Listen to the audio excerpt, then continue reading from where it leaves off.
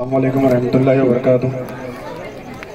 हम Nobel India global trust जो पूरे हिंदुस्तान के अंदर लोगों के बीच में जाके और उनके मसले मसाइल मालूम कर लेके शहर कस्बा गांव गली देहात जाके हम हर एक लोगों के मसले मालूम करके और उनके मसलों के ऊपर काम कर रहे।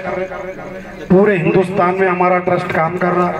जो लोग कर्ज से परेशान हैं उनके बीच में जा रहे, और जो लोग जो इंसानियत, जैसा कि नोबल इंडिया ग्लोबल ट्रस्ट इंसानियत का दूसरा नाम, यानी कि जो छोटी छोटी बात पे इंसानियत को दरकिनार करके जो आपस में बहस करना या फसाद मचाना या और किसी भी तरह के क्या परेशानी में और किसी भी तरह के मुसीबत में अपने आप को झोंकना या प्रॉब्लम में क्रिएट करना, तो ऐसे लोगों के बीच में जाके हम लोग काम कर रहे हैं कि उनको ये समझा रहे हैं कि नोबल इंडिया ग्लोबल ट्रस्ट इंसानियत का दूसरा नाम इस वजह से रखा गया है कि सबसे पहले तो हम इंसान को इंसान की अहमियत बता सके, क्योंकि हमारे जब दुनिया के अंदर हुज़ूर पाक सल्लल्लाहु अलैहि वसल्लम आए थे तो 33 साल इंसानियत के ऊपर मेहनत करे थे। 33 साल इंसानियत के ऊपर मेहनत करे थे, जब जाके इंसानियत क्या चीज है, इंसान किसको बोलते, इंसान की अहमियत क्या है, इंसान का मर्तबा क्या है, इंसान की हकीकत क्या है, इंसान का वजूद क्या है, जब जाके हमको इंसान असल चीज क्या है जब मालूम पड़ा है। तो उससे पहले तो क्या हालात थे आप लोग अच्छी तरीके से जानते कि एक दूसरे के खून के प्यासे रहते थे, इंसानियत का दूर दूर तक नामो निशान नहीं था। तो सबसे पहले समझाने के लिए, बात करने के लिए, लोगों को अपने तरफ जोड़ने के लिए, अपना उसको माहिल बनाने के लिए, पहले उसके अंदर हर चीज समझाने के लिए उसके पास इंसानियत तो होना चाहिए। तो नोबल इंडिया ग्लोबल ट्रस्ट इंसानियत का दूसरा नाम इसी तरह से काम कर रहे हैं हम लोग के गांव गांव में जाके समझा रहे लोगों को कि जो भी लोग किसी भी प्रॉब्लम में, किसी भी परेशानी में है तो कोई गलत कदम उठाने की जरूरत नहीं है, कोई भी गलत डिसीजन लेने की जरूरत नहीं है, क्योंकि हिम्मत मर्दा तो मदद खुदा करते। बड़े जो बोले बात, हिम्मत मर्दा तो मदद खुदा करते।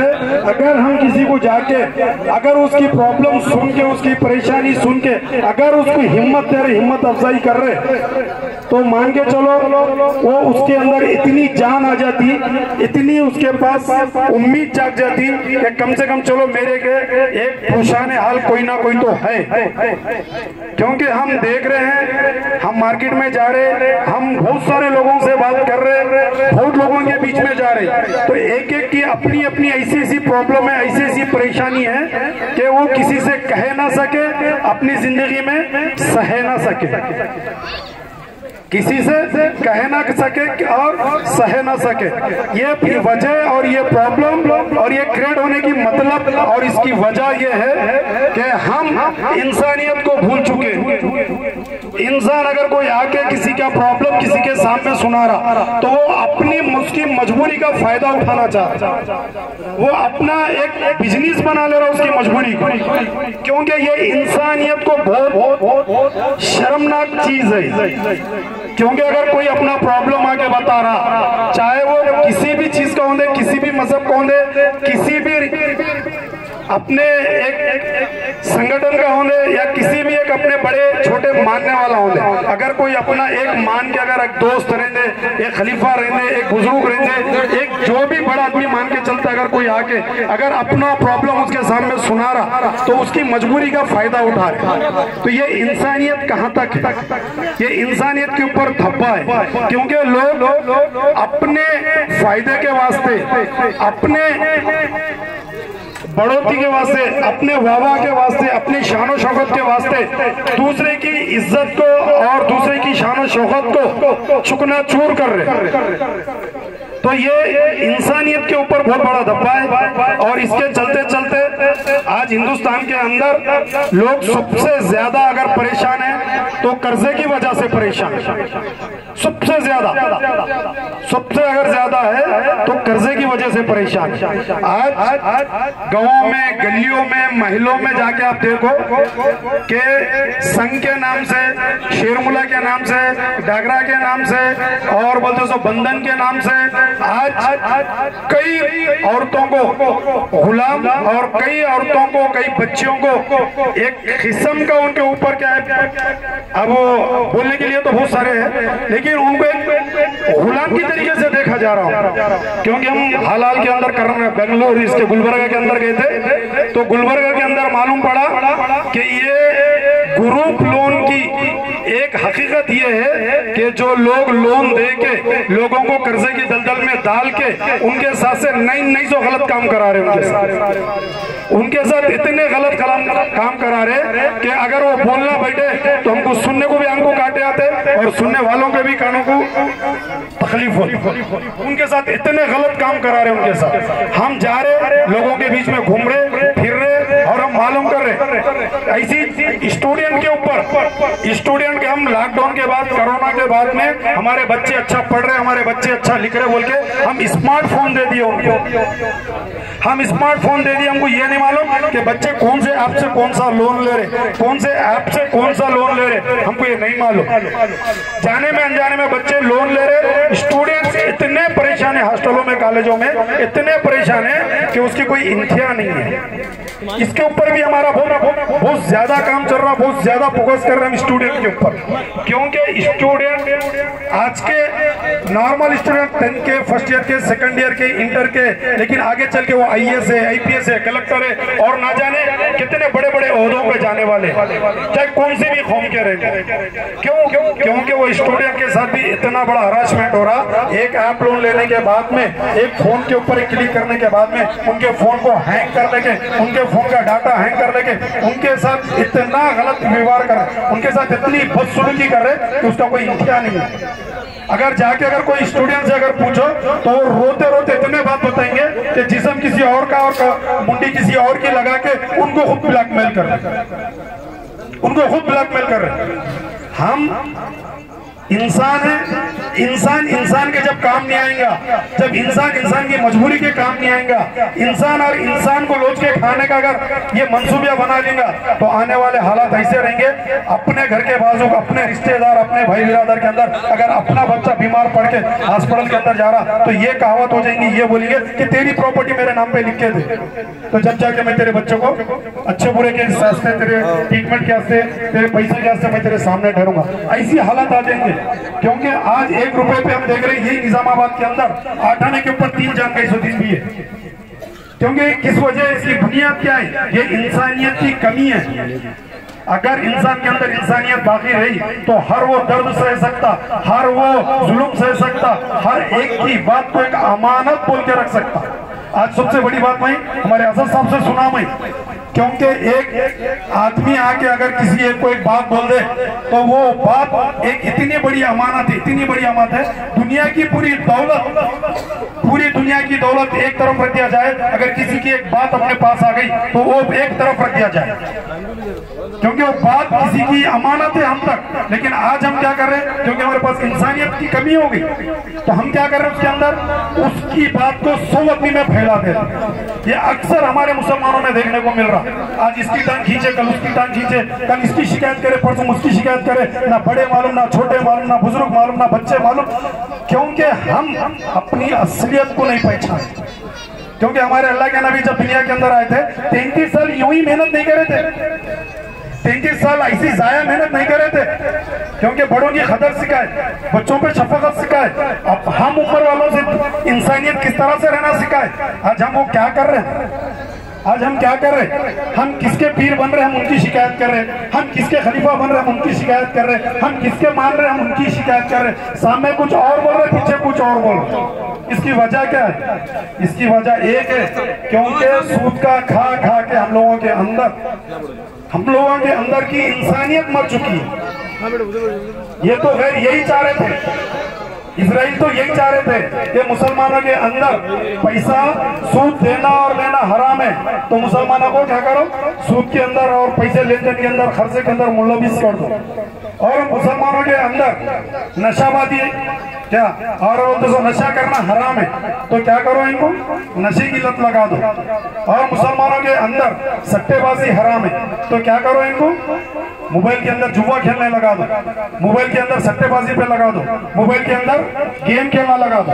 हजरत आज मैं बोल रहा हूँ, अपने ये पूरे भावनसा पानी से लेंगे तो बोला निजामाबाद के अंदर हमारे हर वो नौजवान बच्चा जो मोबाइल के ऊपर सट्टेबाजी में गेम में लगे वाला है। आज पेगड़ापल्ली के अंदर या उटपल्ली बोल के है, एक उटपल्ली के अंदर सट्टेबाजी के अंदर एक बच्चा जो है जो 70-80 लाख रुपए हार गया, 70-80 लाख रुपए हार के उसकी वालदा, उसका वालिद और उन्हें तीनों की तीनों फांसी लगा लेके मारे। आज हम हमारे बच्चों के अंदर स्मार्टफोन दिए, हमारे बच्चे क्या कर रहे हैं हमारे को नहीं मालूम है, हमारे बच्चे क्या यूज कर रहे हैं हमारे को नहीं मालूम है। कितना डाटे की जरूरत है उतना ही यूज करना, बाकी का डाटा बंद करके हमको नहीं मालूम है। हमारे साथ एक बहुत बड़ा गेम हो रहा, हमारे साथ एक बहुत बड़ा साइबर क्राइम किया जा रहा है, क्योंकि इसकी सारी वजह है कि इनको गुलाम बनाना है, इनको झुकाना है और इनकी हर वो चीज के ऊपर हम काबू पाना है। सिर्फ तो क्या करना है, इनको कर्जे में डालो, इनको कर्ज में डालो। कर्ज भी और इतना जलाली कर्ज है, तुम फेरते फेरते नस्लें खत्म हो जाती तुम्हारी, फेरते फेरते नस्लें खत्म हो जाती तुम्हारी। 10 लाख रुपए कर्ज ले रहे, बनते बनते 30-30 लाख रुपए तक बनते रहे, कर्ज फिटने का नाम नहीं है। 10 रुपए 20 रुपए, अल्लाह के नबी क्या फरमाए, सूद का लेने वाला भी और सूद का देने वाला भी। कितनी बड़ी वईद है आप लोगों को मालूम है, कितनी बड़ी वईद है आप लोगों को मालूम है। आज हम ये कहते हैं कि हमारा ड्रायर और बनिन भी सूद के ऊपर है, क्रेडिट कार्ड। बड़े मोतेबरी से जाके बोलते बड़े बड़े लोग हम क्रेडिट कार्ड यूज कर रहे, वो क्रेडिट कार्ड नहीं है, वो तुम्हारा ड्रायर बनिन क्या, वो तुम्हारा सूद के ऊपर है, ब्याज के ऊपर है। जाके बड़े शान से शॉपिंग में जाके क्रेडिट कार्ड यूज कर, इसका क्रेडिट कार्ड कहां से आया उसकी वजूद नहीं मालूम, सूद की क्या वजह है वजूद नहीं मालूम, हिंदुस्तान के अंदर कितना पैसा है नहीं मालूम, हिंदुस्तान का इतिहास नहीं मालूम, 1 रुपए का इतिहास नहीं मालूम, 1 रुपए का इतिहास नहीं मालूम। 1 रुपया 777 मिलीग्राम गोल्ड से बने वाला है, हमको नहीं मालूम। पहले सबसे पहले हमारे हिंदुस्तान के अंदर अदला बदली होती थी, अदला बदली होती थी, कोई पैसों का नामो निशान नहीं था, अदला बदली थी। अदला बदली के बाद में हमारे पास हाथ में जो आया वो फुट्टी कौड़ी आई, फुट्टी कौड़ी के बाद एक कौड़ी आई, सुने होंगे तुम, मेरे पास देने के से कौड़ी नहीं है, मेरे पास देने के से फुट्टी कौड़ी नहीं है। उसके बाद थैला आया, उसके बाद पाई आई, उसके बाद आना आया, उसके बाद पैसा आया। जब 100 पैसे को जोड़े तो एक मोहर बना, वो जब एक मोहर को डिवाइड करे तो वो जाके जब 0.777 मिलीग्राम गोल्ड बना, जो 1 रुपए का स्टैंडर्ड वैल्यू है। हम बच्चों को तो बचपन से लेके पढ़ाते लिखाते बड़े करते, क्या बोल के बड़ा तू पढ़, अच्छा पढ़, अच्छा पढ़, IAS बनता, IPS बनता, वो बनता, ये बनता, बन के करता क्या, पैसा कमाना है। जब पैसे का इतिहास ही नहीं मालूम है उसको, पैसे का इतिहास ही नहीं मालूम है, पैसा कमाना है, और वो भी कमाना है तो कौन सा कमाना है, या तो सूद का कमाना है या तो बेईमानी का कमाना है, क्योंकि ईमानदारी तो सिखा रही नहीं। जब ईमानदारी नहीं सिखाएंगे तो मुसलमान की कौम इस तरह से, और मुसलमान की नहीं बल्कि पूरी हिंदुस्तान की कौम आज सूद के और इंटरेस्ट के दलदल में फंसे हुए। हिंदुस्तान के अंदर सिर्फ 35,000 लाख करोड़ छापे वाला है और 245,000 लाख करोड़ का हिंदुस्तान के ऊपर कर्ज दिए वाला है, जो चाह के भी नहीं फेंक सकते, चाह के भी नहीं फेंक सकते। तो हम लोगों के ऊपर एक बहुत बड़ी आने वाले दिनों के अंदर हमारे बच्चों को, हमाको, पूरे हिंदुस्तान को गुलाम बनाने की ये ईस्ट इंडिया कंपनी, ये इजराइल प्रीपेयर प्लान करके रखे वाली है, प्रीपेयर प्लान करके।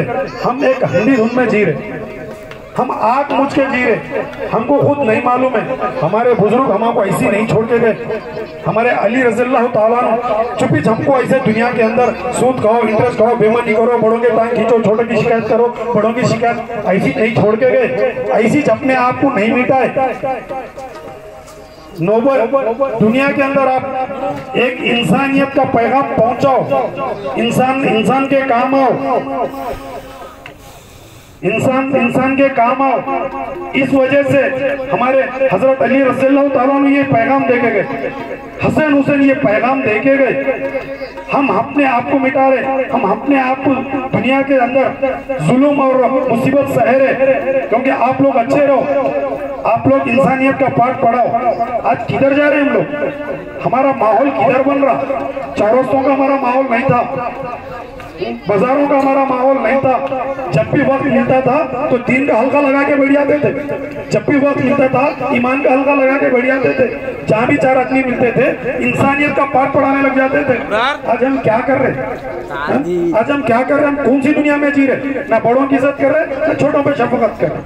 छोटा आया तो अरे बोल के गाली दे रहे, बड़ा आया तो बोलते रहता जाने दो बोल के। ऐसे बहुत देखे 56 देखे और एक आता और एक जाता। क्या इज्जत कर रहे हैं? जब तक हम बड़ों की इज्जत नहीं करेंगे, बुजुर्गों की इज्जत नहीं करेंगे, बच्चों पे रहम नहीं करेंगे, आप उम्र के हम उम्र के लोगों के साथ अगर सही व्यवहार नहीं करेंगे तो आने वाले दिन बहुत कठिन, बहुत कठिन है। क्योंकि ये लोग जो कर्जा देने वाले हैं, जो ईस्ट इंडिया कंपनी वाले हैं, ये इतना कर्जा दे दे के भाई बिरादर में, बीवी शोहर में, माँ बाप में, रिश्तेदार में, दोस्त साहिबाब में इतने झगड़े लगाने वाले हैं, कोई उसकी इंतहा नहीं है, कोई उसकी इंतहा नहीं है। यहाँ हमारे निजामाबाद के अंदर भी एक सबसे अच्छा जबरदस्त ग्रुप बन रहा, उसके हमारे असद साबिज उसके हमारे नायब सदर बन रहे, और हमारे सलमान साहब उसके सेक्रेटरी बन रहे। यहाँ भी एक बहुत बड़ी टीम बन रही, पूरे हिंदुस्तान के अंदर हम लोग ऐसी टीम बना के लोगों की हेल्प कर रहे, लोगों को इंसानियत का पाठ पढ़ा रहे, इंसानियत का दस दे रहे, इंसानियत किसको बोलते हम समझा रहे। क्योंकि जरूरी दिख रहा हमारे, जब उसके अंदर इंसानियत आ जाएंगी तो अमल करना आसान, अमल करना आसान तो इबादत करना आसान, इबादत करना आसान तो वक्त पे दीन पे चलना आसान, लोगों के अंदर जाके घुल मिल के बात करना आसान, बड़ों पे किस तरह से मिलना, उनकी अदब किस तरह करना अपने आसान। क्योंकि जब उसके अंदर इंसानियत नहीं रहेंगी तो हैवान क्या बात करेंगे, किससे क्या बात कर सकता, क्या काम कर सकता। तो ये नोबल इंडिया ग्लोबल ट्रस्ट हम लोग बनाए, और ये कर्ज मुक्त भारत अभियान, क्योंकि हिंदुस्तान को भी हम कर्ज मुक्त करना चाहते हैं, एक एक आदमी को कर्ज मुक्त करना चाहते हैं। पूरे हिंदुस्तान के अंदर कर्ज मुक्त भारत अभियान के नाम से भी एक कैंपेन चला रहे, जो हमारे शाहनवाज चौधरी बोल के है, जो दिल्ली में है, और हर जगह पे अलग अलग नाम का एक ट्रस्ट बना रहे। क्योंकि तेलंगाना के अंदर नोबल इंडिया ग्लोबल ट्रस्ट बनाया गया, हरियाणा के अंदर किसान मजदूर जागृत मंच बनाया गया, राजस्थान के अंदर विश्व शक्ति पार्टी के नाम से एक बनाया गया। ट्रस्ट है वो, पार्टी नहीं ट्रस्ट है वो। फिर बोलते सो हरियाणा अपने बिहार के अंदर जो है, ऐसा हर जगह पे अलग अलग नाम से एक ट्रस्ट बना के हिंदुस्तान को कर्ज मुक्त करना बोल के एक बहुत बड़े इसका एक बड़ा प्लान बना के, जिस तरह से यहूदी ईस्ट इंडिया कंपनी जो हमको गुलाम बनाने के चक्कर में एक इंच जमीन हमारे हाथ में से खींचने की चक्कर में, हम उसको अच्छी तरह से समझे और उसको अच्छी तरीके से गौर करें। क्योंकि एक एक बंदा जो है हमारा खेत, जमीन, प्लाट, घर ले आके बैंकों के अंदर गिरवी रख रहा, क्योंकि जबकि वो बैंक हिंदुस्तान का नहीं है, ईस्ट इंडिया कंपनी का है। कोई भी बैंक हिंदुस्तान के अंदर हिंदुस्तान का नहीं है, आरबीआई भी हिंदुस्तान का नहीं है, क्योंकि वो भी एक ट्रस्ट है। हम सारे के सारे डॉक्यूमेंट्स लेके वहां पे रखे, पूरे के पूरी जमीन के पेपर डॉक्यूमेंट्स लेके वर्ल्ड बैंक के अंदर रखे। वर्ल्ड बैंक एक बॉन्ड बोल के देके सारे के सारे पेपरों को अपने पास रख ले रहा। कल के दिन आने वाले हालात बहुत बुरे हैं, क्योंकि अभी नोट बंद होने वाली है, ई-रुपीस आने वाला है। क्योंकि जब आप देख रहे हैं हर एक के हाथ में से पैसा खत्म हो रहा, हर एक के हाथ में से पैसा खत्म हो रहा, क्योंकि पैसा खत्म कर रहे, बाकी दे रहे। अब आपस में झगड़े लगा के, आपस में पंचायत करके हम सब देख रहे, कोई किसी को देना है, कोई किसी को लेना है, कोई किसी को देना है, झगड़े, पंचायत, आफत, ये सारे चीजों में आप लोग को उलझा के रखे। किसी के पास टाइम नहीं है, सुबह से लेकर शाम तक कमाना है, कमाना है, कमाना है, जबकि क्या कमाना है कोई पता नहीं, कहाँ लगाना है कोई पता नहीं है। इसको भी पूछो क्या करना है, कमा रहा हूँ भाई खर्च बनना है, कमा रहा हूँ भाई बाकी बनना है, कमा रहा हूँ भाई खर्च बनना है, हर एक वो पीछे लगे। पता नहीं है क्या कमा रहा, पता नहीं है कहाँ बन रहा, पता नहीं है, ना जान को सुकून है ना पेट भर के खा रहे। हम देख रहे ऐसे हालत, बहुत बुरे हालत है। लेकिन यहाँ का आपके वाली साहब अलग अलग समा है, इसके अंदर मेरे को बात करने दिए इसको और बड़े बुजुर्गों को और अली रज़ी अल्लाह ताला ने के इस मंच से जो हमारे असद बाबा और जो बड़े लोग हैं यहाँ के बुजुर्ग जो मौका दिए इसको बोलने के लिए, तो बहुत सारे बातें हैं। लेकिन मैं एक बात कहता हूँ कि आपस में मोहब्बत को बरकरार रखो, इंसानियत को बरकरार रखो, एक इंसान के काम आने की नीयत रखो, एक इंसान के काम आने की नीयत रखो अच्छे बुरे में। मैं ये कहते हुए हमारे ट्रस्ट के जानिब से मैं हमारी बात को सबको सलाम करते हुए और आखिरी जो नारा रहता हमारा हमेशा जय हिंद जय भारत, और मेरी बात को खत्म करूँ।